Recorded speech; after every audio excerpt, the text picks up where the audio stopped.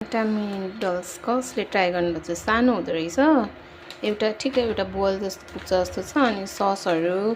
स्पाइसेसहरू सबै यसमै हुँदो रहेछ क्या साथीहरू कसले ट्राई गर्नुभएको छ मैले चाहिँ ट्राई गर्न खोजिरहेको छु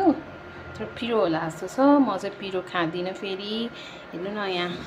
बनाउँदैछु कस्तो हुन्छ हेरौँ त साथीहरू तपाईँहरू पनि ट्राई गर्नुहोस् त मिठो होला जस्तो छ हेर्दा त यसको ससहरू देख्दा चाहिँ मिठो होला जस्तो छ तर कस्तो हुन्छ हेरौँ मेरो स्टाइलले बनाउनु पर्यो अनि मिठो हुन्छ कि यतिको भइरहेको छ साथीहरू पाकेको खै हेरौँ न पाकेको रहेछ यो पाक्यो भने त अलिक सफ्ट हुनुपर्ने हो है पाकेको छैन यसको प्याकेटमा चाहिँ 7 देखि 8 मिनट पकाउनु भनेर लेखेको रहेछ त्यतिमा त पाक्दैन यो किनभने यो आटाको नुडल्स हो पाकेकै छैन साथीहरू हेर्नु न यसलाई त 20 मिनट जति पकाउनु पर्ला जस्तो छ खै हेरौँ त 15 मिनट त भयो कस्तो भयो लेट्स सी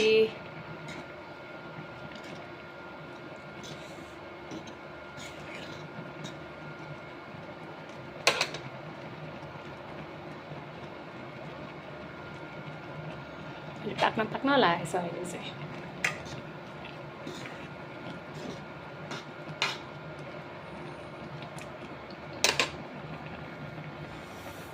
प्याज काटेको कस्तो आँसु आयो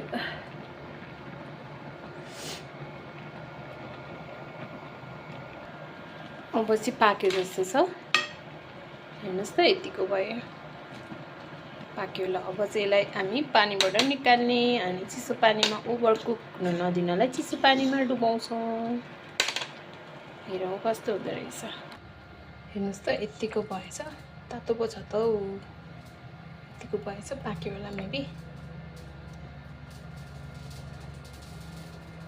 चाहिँ राम्रोसँग पाकेको छैन है कोही पाकेको रहेछ कोही नपाकेको रहेछ एकछिन यत्तिकै छोडिदिनु पऱ्यो चिसो पानी नहालिकन थोरै तेलमा चप गरेको लसुन राखेँ यसलाई अलिक रातो हुनुखेर फ्राई गर्नु दिनु पऱ्यो अलिअलि चलाइ पनि दिनु पऱ्यो आफै क्यामराम्यान आफै पकाउने मान्छे भएर चाहिँ भिडियो चाहिँ राम्रो नबन्ला जस्तो छ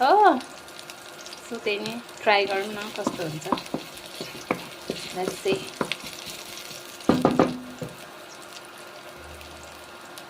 यता हाम्रो चाउमिन चाहिँ कुल डाउन हुँदैछ